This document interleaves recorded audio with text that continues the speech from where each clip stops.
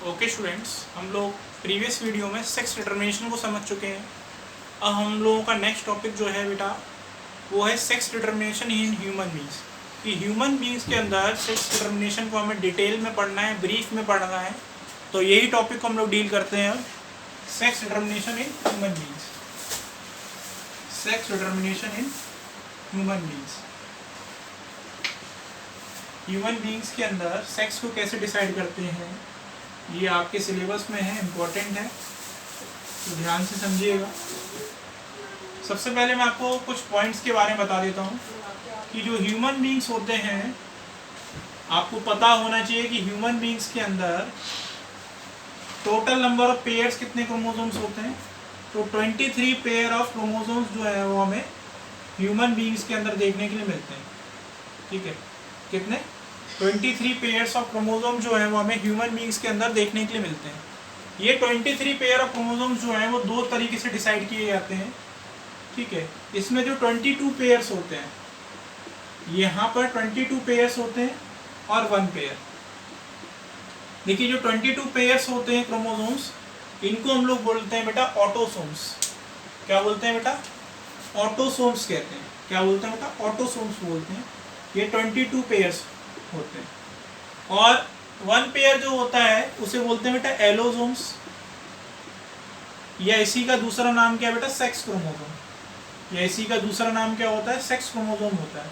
तो अगर आपसे पूछा जाए कि ह्यूमन बींग्स के अंदर टोटल कितने पेयर्स हैं? 23 पेयर्स। अगर टोटल नंबर पूछेगा तो 46 हो गया। टोटल नंबर कितना हो गया क्रोमोसोम्स का? 46। तो कैसे भी पूछ ले, आपको पता होना चाहिए ह्यूमन बींग्स के अंदर टोटल 46 क्रोमोसोम मिलते हैं, जो कि जोड़े में होते हैं, और 23 पेयर होते हैं। ठीक है, 23 पेयर्स होते हैं, और जिसमें से 22 पेयर्स को हम लोग ऑटोसोम्स कहते हैं, और 1 पेयर को एलोसोम्स और क्रोमोसोम्स कहते हैं। इसमें जो 1 पेयर होता है एलोसोम्स, और इसको हम लोग सेक्स क्रोमोसोम। तो ये जो 1 पेयर होता है यही डिसाइड करता है कि सेक्स क्या होगा उसकी प्रोजेनी का। इसे हम लोग इस तरीके से डिनोट करते हैं XX XY। ठीक है, इस तरीके से हम डिनोट करते हैं। इसमें XX क्या होती है? फीमेल होती है, और XY क्या होता है? मेल होता है। ठीक है, इस तरीके से हम लोग इसको डिनोट करते हैं।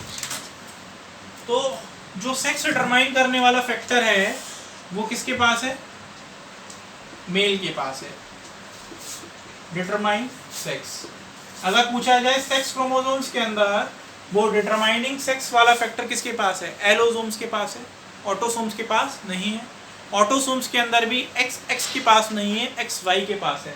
मतलब मेल हेट्रोगेमी जो है वो ह्यूमन बींग्स के अंदर में देखने के लिए मिलती है।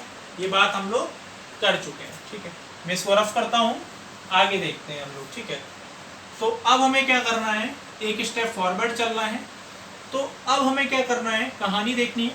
ठीक है, इस कहानी को थोड़ा ध्यान से समझना है, क्योंकि ये कहानी जो है आपके एग्जाम में 2-3 क्वेश्चंस सही करा के जाएगी।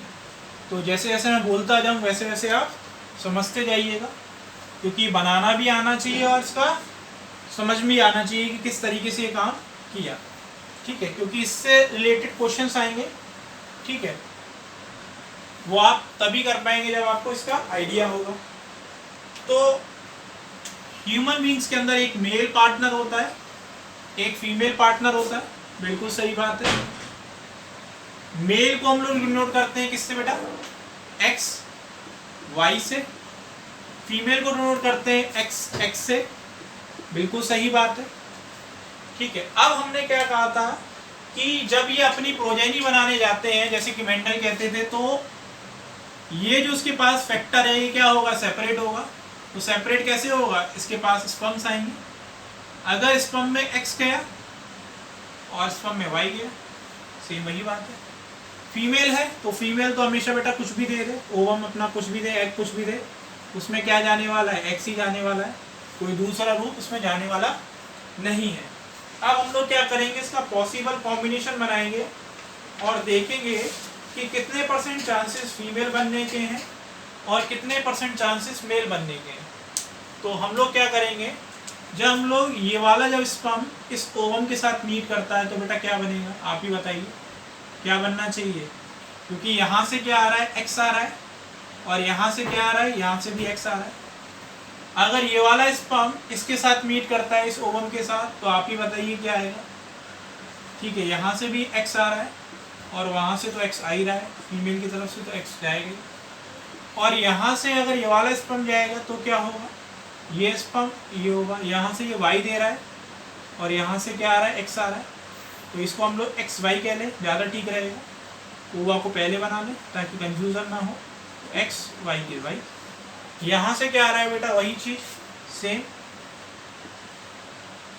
तो कह सकते हैं कि अगर किसी इंडिविजुअल की 4 संतानें पैदा हो रही हैं, अगर किसी इंडिविजुअल की 4 संतानें पैदा हो रही हैं, तो उसमें से 2 फीमेल बनने के चांसेस हैं, 2 मेल बनने के चांसेस हैं। ठीक है, तो ये क्या हो गई, ये दोनों क्या कहलाएंगी, तुम ही बताओ। ये दोनों बेटा फीमेल कहलाएंगी, 50% फीमेल बनने के चांसेस हैं और 50% ही मेल बनने के चांसेस हैं। ये दोनों क्या कहलाएंगे, मेल। 50%, ठीक है, 50% मेल बनने के चांसेस हैं, 50% फीमेल बनने के चांसेस। मतलब जब भी क्रॉस कराया जाएगा मेल और फीमेल के बीच में, तो हर बार 50% चांसेस होते हैं मेल बन सकता है और 50% ही चांसेस प्रोबेबिलिटी होती है फीमेल बनने की। ठीक है, अब 2-3 चीज़ें और समझ लो। इसका रिप्रेजेंटेशन देख लो क्या होता है। ये तो हो गया sex determination in human beings. अब थोड़ा सा 1-2-3 चीज़ें एक्स्ट्रा और बता दूँ जो तुम्हें फ़ायदा देगी आगे भी। जैसे कि अगर हमें क्या करना है, क्रोमोसोम्स को बनाना है, सेक्स क्रोमोसोम्स को बनाना है, तो याद रखना कुछ 2-3 चीज़ें। ठीक है, जैसे कि सेक्स क्रोमोसोम को हम लोग जब बनाते हैं, तो जैसे मैंने कहा फीमेल कहा मैंने, ठीक है, और मैंने कहा मेल। तो हमें मालूम है कि फीमेल के पास क्या है बेटा, XX, मेल के पास क्या है, XY। रिप्रेजेंटेशन कैसे करते हैं इसका, तो फीमेल के पास जो X होते हैं वो लगातार बराबर लेंथ में होते हैं, इसको ऐसे रिप्रेजेंट करते हैं, पेयर में होते हैं। लेकिन मेल के अंदर जो सेक्स क्रोमोसोम होता है उसमें X तो बेटा बड़ा होता है, बिल्कुल सही बात है। X कैसा होता है, बड़ा होता है। ठीक है, X कैसा होता है, बड़ा होता है। लेकिन वहीं Y जो होता है बेटा, उसकी लेंथ X से क्या होती है, छोटी होती है। तो अगर आपसे पूछा जाए स्मॉलेस्ट क्रोमोसोम कौन सा है, 23 पेयर्स में से स्मॉलेस्ट क्रोमोसोम्स कौन सा है, तो स्मॉलेस्ट क्रोमोसोम होता है बेटा Y। स्मॉलेस्ट क्रोमोसोम क्या होता है बेटा, Y होता है। इंपॉर्टेंट है।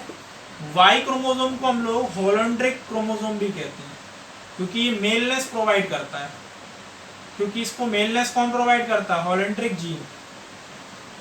ठीक है, इसको मेलनेस कौन प्रोवाइड करता है, होलोड्रिक जीन।